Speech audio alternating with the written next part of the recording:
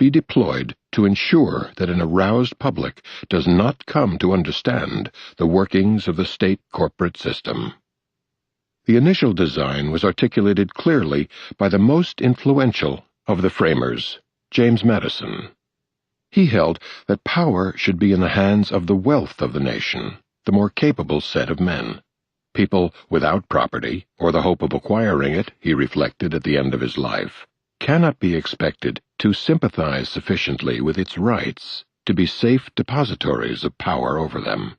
The rights are not those of property, which has no rights, but of property owners, who therefore should have extra rights beyond those of citizens generally. In his determination to protect minorities against majority infringements of their rights, the prominent Madison scholar Lance Banning observes, "It is absolutely clear that he was most especially concerned for propertied minorities among the people." Madison could hardly have been unaware of the force of Adam Smith's observation that civil government, so far as it is instituted for the security of property, is in reality instituted for the defense of the rich against the poor, or of those who have some property against those who have none at all. Warning his colleagues at the Constitutional Convention of the perils of democracy, Madison asked them to consider what would happen in England if elections were open to all classes of people. The population would then use its voting rights to distribute land more equitably.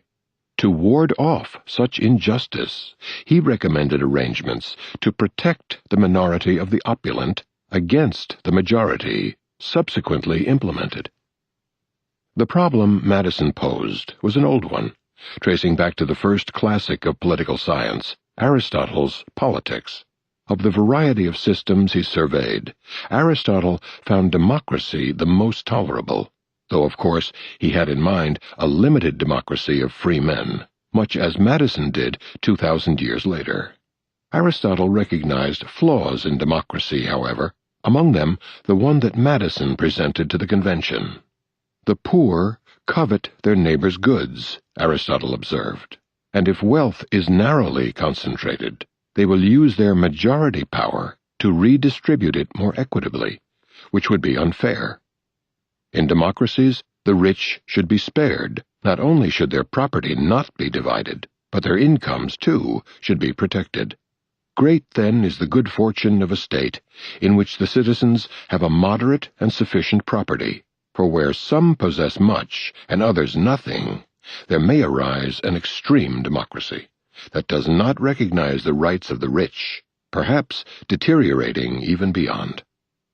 Aristotle and Madison posed essentially the same problem, but drew opposite conclusions. Madison's solution was to restrict democracy, while Aristotle's was to reduce inequality, by what amount to welfare state programs. For democracy to function properly, he argued, measures therefore should be taken which will give all people lasting prosperity.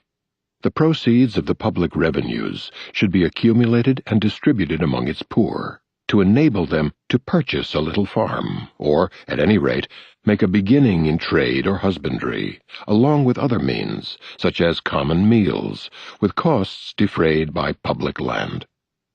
In the century that followed the establishment of the American constitutional system, popular struggles greatly expanded the scope of democracy, not only by political changes like extension of the franchise, but also by establishing the much more far-reaching concept that self-directed work defined the Democrat, a principle taken to be the norm for all men in the 19th century.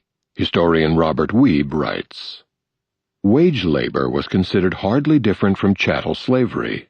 By the mid-19th century, working people bitterly denounced the rising industrial system that forced them to become humble subjects of despots, reduced to a state of servitude, with a moneyed aristocracy hanging over us like a mighty avalanche, threatening annihilation to every man who dares to question their right to enslave and oppress the poor and unfortunate.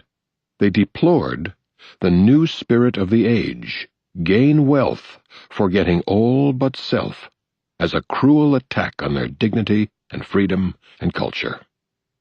It has taken massive efforts to try to drive such sentiments from the mind, to bring people to accept the new spirit of the age, and the fact, in Woodrow Wilson's words, that most men are servants of corporations, in a very different America from the old.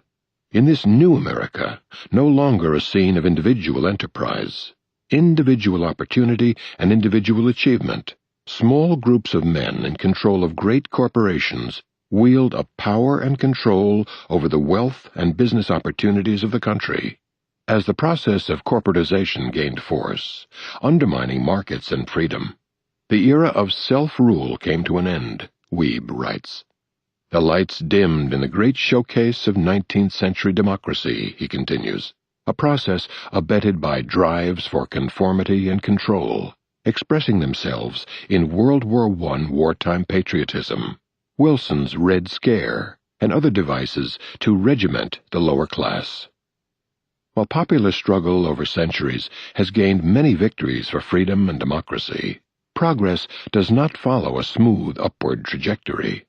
There has been a regular cycle of progress under popular pressure, followed by regression as power centers mobilize their considerable forces to reverse it, at least partially. Though over time the cycle tends to be upward, sometimes regression reaches so far that the population is almost completely marginalized in pseudo-elections, most recently the travesty of 2000, and the even more extreme travesty of 2004. Demonic Messianism. The opening remarks of this chapter reviewed some of the critique of corporatized state capitalist democracy in its relatively stable form. But in specific reaction to Bush administration policies, more imminent concerns have been voiced, sometimes in ways that have few, if any, precedents. Cautious voices in scholarly journals have questioned the very viability of the United States political system, unless it can face threats to survival posed by current policies. Some have turned to Nazi analogues in discussing Bush's Justice Department. Others have compared administration policies to those of fascist Japan. The measures currently being used to control the population have also aroused bitter memories. Among those who remember well is the distinguished scholar of German history, Fritz Stern.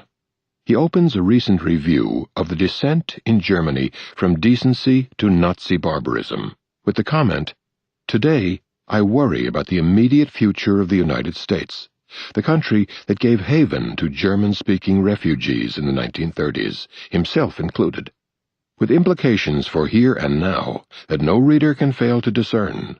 Stern reviews Hitler's demonic appeal to his divine mission as Germany's savior in a pseudo-religious transfiguration of politics, adapted to traditional Christian forms, ruling a government dedicated to the basic principles of the nation, with Christianity as the foundation of our national morality and the family as the basis of national life.